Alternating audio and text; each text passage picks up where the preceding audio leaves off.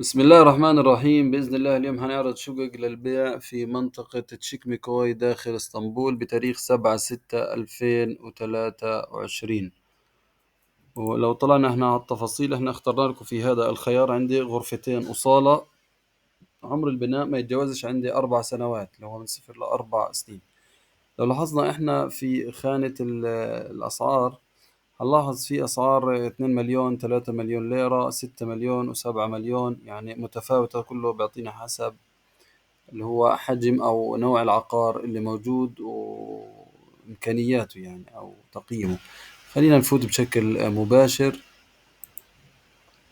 أول شقة عندي في منطقة تشيكميكوي، عندي 85 متر صافي، غرفتين وصالة.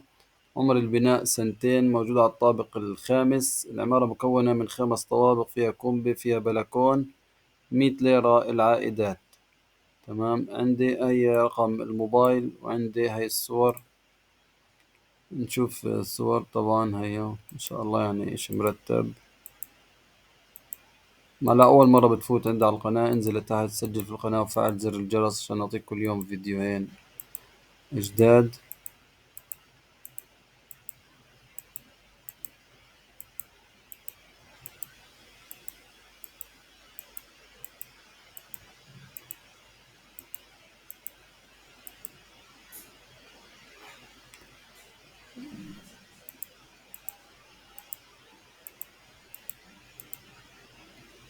تمام. ناخد كمان شقة في منطقة تشيكميكوي.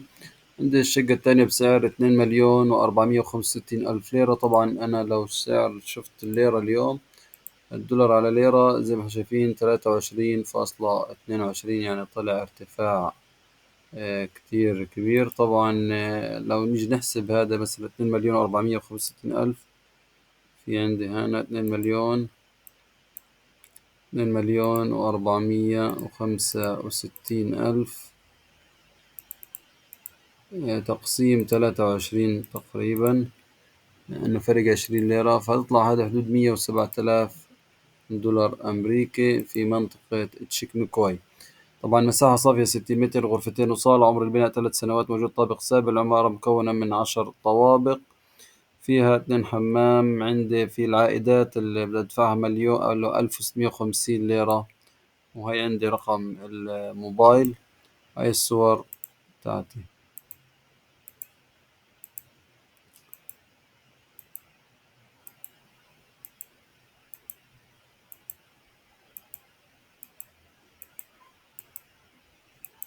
تمام. ناخد آخر شقة في تشيك ميكوي، سعرها 2 مليون و780 ألف، يعني نحسبها برضو بشكل سريع. 2 مليون 780 ألف ليرة، تقسيم 23، تطلع بحدود 120 ألف دولار أو 121 ألف دولار. عندي 80 متر صافي، غرفتين وصالة. عمر البناء سنة، موجود طابق أول. عمارة مكونة من 5 طوابق.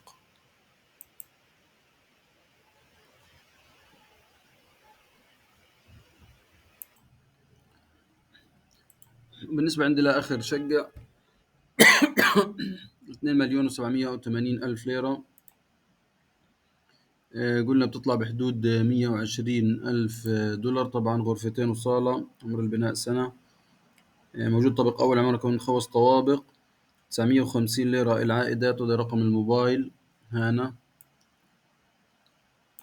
وهي عندي الصور الشقة هذه.